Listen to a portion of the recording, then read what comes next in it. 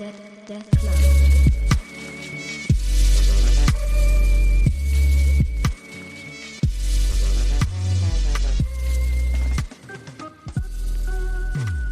Hey everybody, welcome back to the podcast. Danny here. Today I'm talking to you about Asadora. So Asadora is written and drawn by none other than Naoki Urasawa. I've mentioned this person's work many times in the past. Of course, 20th Century Boys, Monster, Master Keaton, all masterpieces. And this is published in Big Comic Spirits. And this is where Poon Poon, I Am a Hero, 20th Century Boys, all that kind of stuff being published.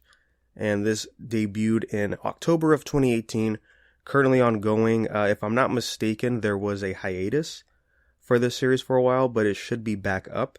And currently we have 29 chapters. This stars our main character, Asa, who is a girl of a huge family. She is one out of 12 siblings in total in post-war Japan. It starts off with her trying to find a doctor because her mom is about to give birth to another child. And in the middle of all this, there is a typhoon coming in. She's a strong-spirited girl, and the only thing that really bothers her living in this town with her family is that everyone always mistakes her for one of her other siblings. She's not a big fan of her name, as it is very simple, Asa, which means morning, because that's when she was born, in the morning.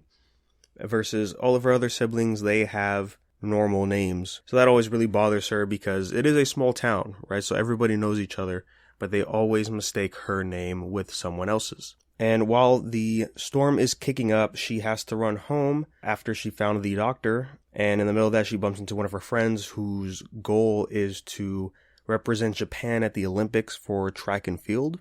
And as they're running, he's saying all this stuff like, you're younger than me, I have to, and you still beat me, I can't have that happen, there's too much writing on this, my brothers couldn't go to the Olympics, it's up to me now for the family. And as he turns around, she's gone. Like, where did she go? And it turns out she got kidnapped by some random old man who later we find out is named Kasuga.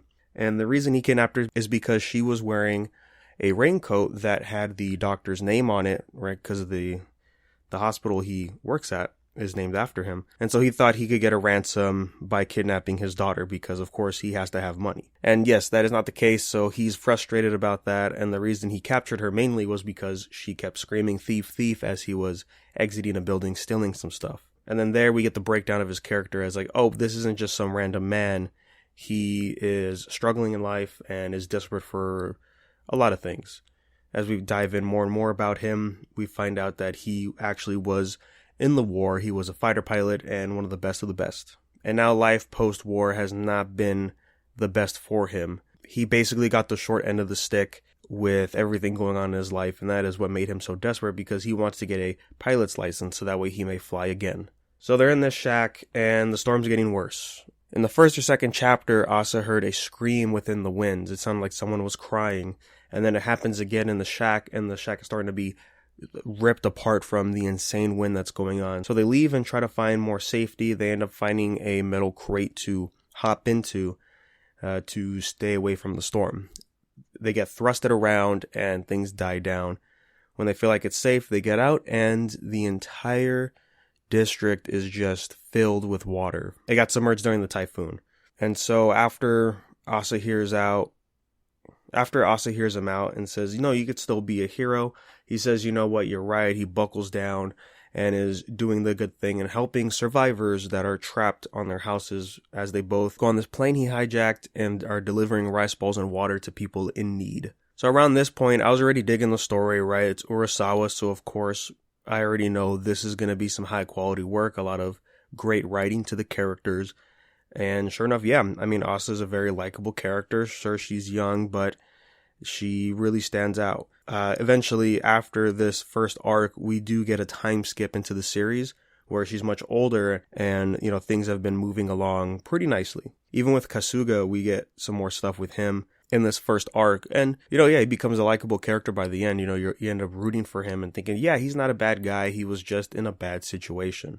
And so I was thinking, okay, so what is this series gonna be about? Is it just a tale of these two people as we find out as they're traveling, delivering all this food? Asa's house also got swept up in there, and the only survivors were two of her siblings and one that just got born. So they don't know where the parents are, and so it's just them surviving with Kasuga as they go live in this shop with Kiki Nuyo, who is the owner, who was making the rice balls and all that stuff. And her shop specifically is there for war veterans, and there's some backstory with that too. That's pretty nice. She's also a very strong character when she decides to pop up into the main story. This is a good story about these characters. I'm interested to see where this is going to go as we see Asa starts to fall in love with being in a plane, and there's a certain point where she has to pilot the plane herself when she is this child. And so I figured, okay, so the series is going this route to where we're going to see her life as she aspires to be a pilot. But then Urasawa is coming in with what he does best. As we saw in the very first chapter, of course, it's a flash forward of what is to come, right? This first arc starts in 1954, and it's showing us the 2020 Olympics, as there is some 20th Century Boy stuff going on, if I have to be honest. And so we're slowly building up to that as we see a major thing pop up in this prologue arc, I guess we'll call it, as well as being introduced to other characters that eventually show up later, and how there's this mysterious creature potentially out there in the world, which may have caused this place to be submerged in water. As we're going over the water, there is a noticeable footprint within these logs floating atop of the water. Oh, okay, so we're going into some sort of sci-fi type of realm here with this story. Alright, cool, I wasn't expecting that. And then when we go into I guess you could say present day for the series, where Asa is 17, and it being brought back up, it just really captures you because you want to see exactly what's going on. A lot of the mystery stuff involving it, because there's not a lot of information, but just seeing what we see definitely pulls you in. Urasawa does a fantastic job with that. 20th Century Boys, right? The work before this one. A lot of mystery of what exactly is really going on. We sort of have an idea, but we're not entirely sure until it pops up. But the mystery is keeping you invested. And that is the best parts about Asadora here. And art-wise, I really don't have much else to say other than it is still fantastic. It is just like everything we've read in the past. Really focuses on facial expressions, as, we were really invested into the characters. They shape the stories that we're reading. So, of course, all that time must be focused on them. And it's really good. It's very enjoyable. It's a quick read because, there's not that many chapters. Sadly, there's only 29, like I said.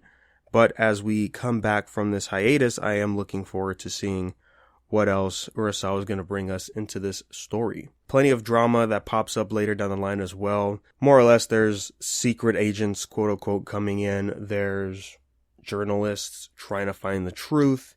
Things are hitting scales that both Kasuga and Asa weren't really expecting, and Kasuga, as the sort of being the temporary guardian to Asa, has this responsibility on his shoulders about her and how she is going to live, basically, right? She still has the hope that her parents are out there. In order to protect herself when she was younger, when all of this happened, she just, simply said, oh, the monster that we saw took my parents and family away.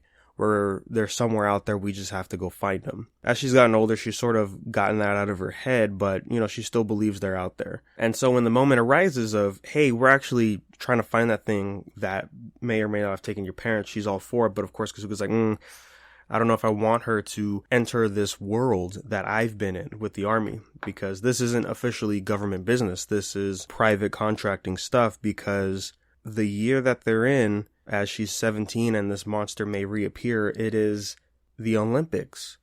And specifically the Olympics in Japan. This is a very big thing for the country, as they want to show we're in a time of peace and we can't ruin this. There's a lot going on here, a lot of responsibility that has Kasuga worried, and that leads to certain things that happen as we get closer and closer to this big event that's going to be with the reveal of this monster returning.